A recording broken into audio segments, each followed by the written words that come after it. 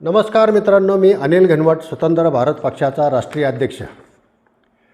भावांनो, काही दिवसापासून अफगाणिस्तानातून भारतामध्ये कांदा आयात करण्याच्या बातम्या टी व्ही चॅनलवरती, वर्तमानपत्रांमध्ये यायला लागल्या आणि या बातम्या आल्यानंतर आपला महाराष्ट्रातला कांदा याचे भाव कमी होतील ही रास्त भीती शेतकऱ्यांच्या मनामध्ये निर्माण झाली आणि काही शेतकरी संघटनेच्या नेत्यांनी याचा निषेध केला. तीव्र आंदोलन करण्याचे यांनी भाषा केली. मग आपल्याला तर पाहायला पाहिजे, हा कांदा कोणी आयात केला, किती आयात होत आहे आणि कुठं विकला जातो आहे, तर त्याचा आपल्यावर किती परिणाम होणार आहे.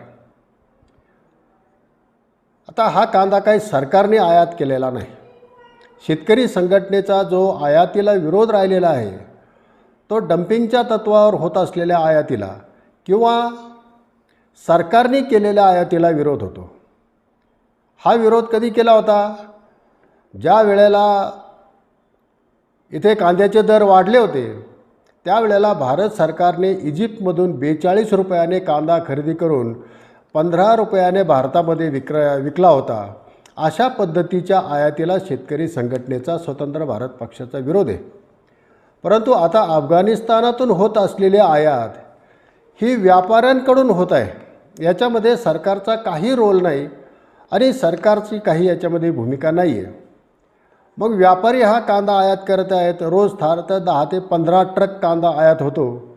एवढ्या मोठ्या भारताच्या मार्केटमध्ये हा 10 ते 15 ट्रक कांदा फारसा काही फरक पाडू शकत नाही. दुसरी गोष्ट, हा कांदा आपल्या कांद्याच्या तुलनेमध्ये चवीला इतका चांगला नसतो, त्याच्यामुळे त्याला फारसं काही गिऱ्हाईक नाही आहे.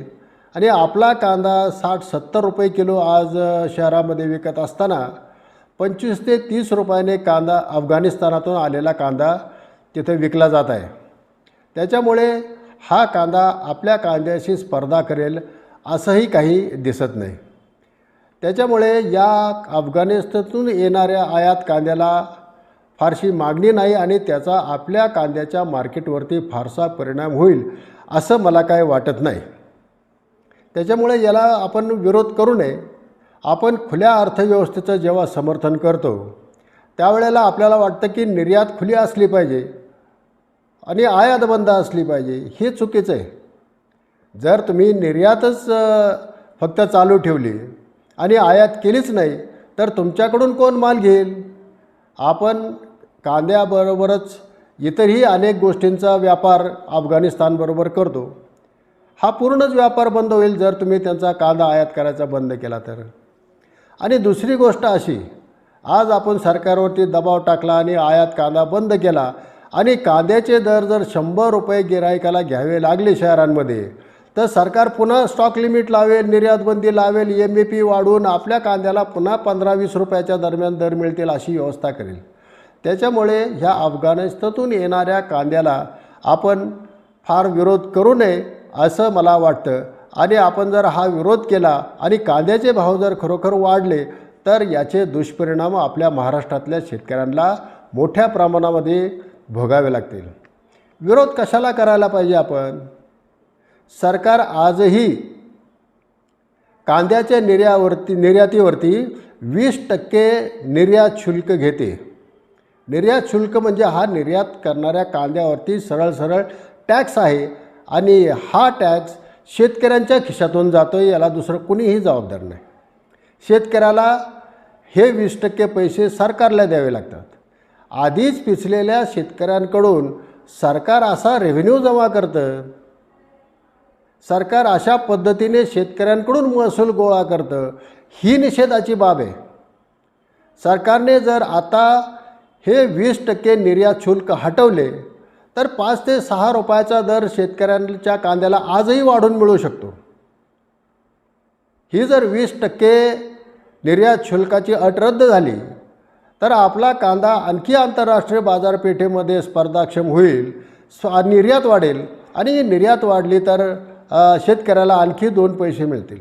लक्षात ठेवा भावांनो, कांद्याचे पैसे व्हायचे फार दिवस थोडे राहिलेत. आणखी 15-20 दिवसानंतर खरीपचा कांदा बाजारामध्ये यायला सुरुवात होते. हा लाल कांदा बाजारात आल्यानंतर तुमच्या कांद्याचे दर 10 ते 15 रुपयाने उतरण्याची शक्यता आहे. आणि जर उत्पादन जास्तच झालं तर पुन्हा आपल्याला 10 ते 15 रुपयाने सुद्धा कांदा विकावा लागेल काय, अशी परिस्थिती निर्माण होऊ शकते.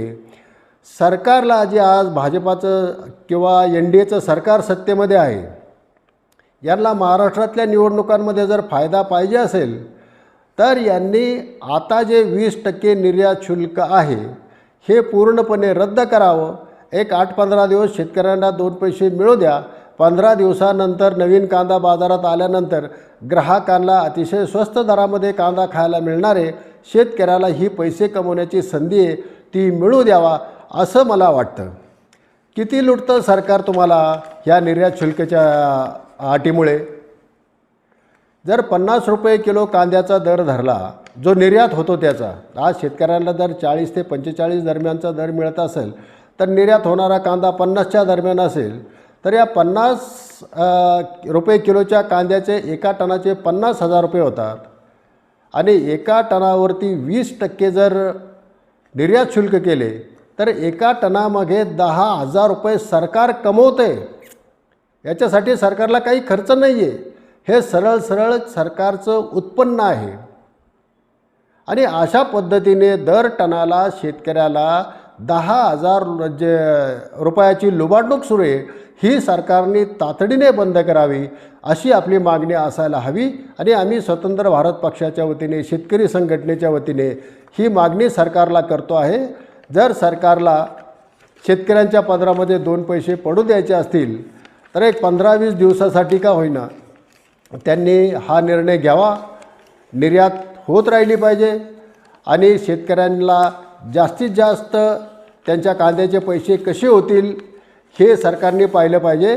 कारण नवीन आवक सुरू झाल्यानंतर, कांद्याची नवीन आवक सुरू झाल्यानंतर कांद्याचे दर घसरणारच आहेत. ते 15-20 रुपयाच्या दरम्यान राहणार आहेत. ग्राहकांना 6 महिने अतिशय कमी दरामध्ये कांदा खायला मिळणार आहे. तर ही एक संधी आहे शेतकऱ्यांना 2 पैसे कमवण्याचे. त्यांच्या कष्टाचे, त्यांच्या हक्काचे पैसे सरकारने त्यांना लुटून आपली तिजोरी भरू नये एवढीच मी हात जोडून सरकारला विनंती करतो आणि थांबतो. धन्यवाद.